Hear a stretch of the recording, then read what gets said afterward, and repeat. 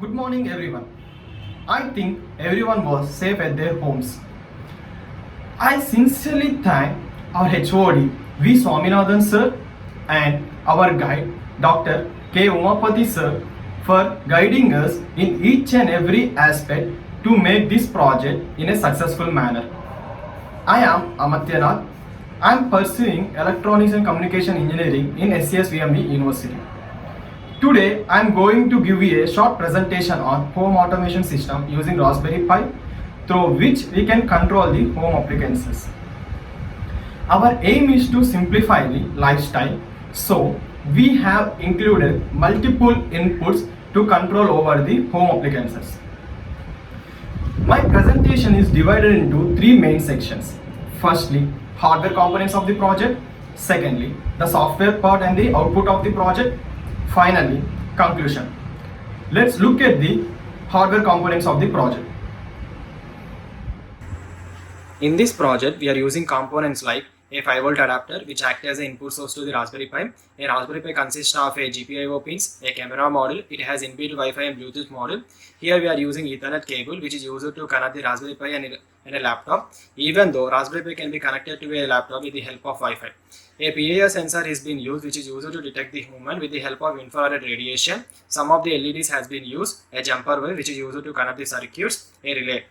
Relay are switches that opens and connect the circuits electronically, and a holder and a bulb. By using all these components, we can control the home appliances. Moving on to the block diagram. This clearly shows the structure of the project. Let's look at the another aspect of the project. As I said in the beginning, I had used multiple inputs. Firstly, PIR sensor. Let's look at the code. The first line of the code for GPIO configuration and the next line is for input delay time. The fourth GPIO pin is connected to the PIR sensor. The 17th pin is connected to the light. Whenever the GPIO is high, the light glows on. Whenever the GPIO is low, the light glows off. In the same way, when the GPIO is high, the print statement prints motion is detected. Whenever the GPIO is low, the print statement prints no motion is detected. In the meantime, the Raspberry Pi sends an email to another mail states that the light was on in the room. Let's move on to the next input. Blink, an Android or an iOS app. The GPIO pins connected to this app with the help of Wi-Fi and Bluetooth. When we click the button, the particular GPIO connected to the light turns on. In the same way, off. Let's move on to the next input. Nowadays, everyone was using Telegram app. With the help of that, we can easily control home appliances.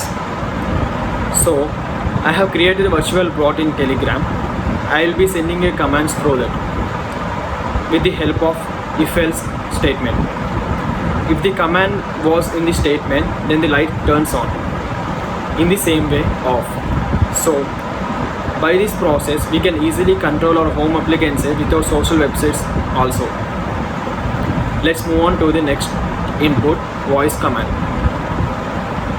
In every Android mobile, there is a Google Assistant. So we can control the home appliances by using Google Assistant.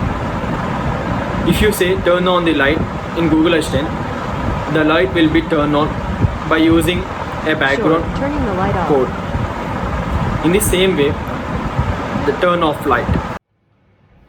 To summarize, we have designed a project to reduce the human effects and provide security. In this project, we have designed a complete smart home automation system using Raspberry Pi, which makes the lifestyle much simpler and reducing the effects and stress through the multiple inputs that control over the home appliances. Thank you for listening.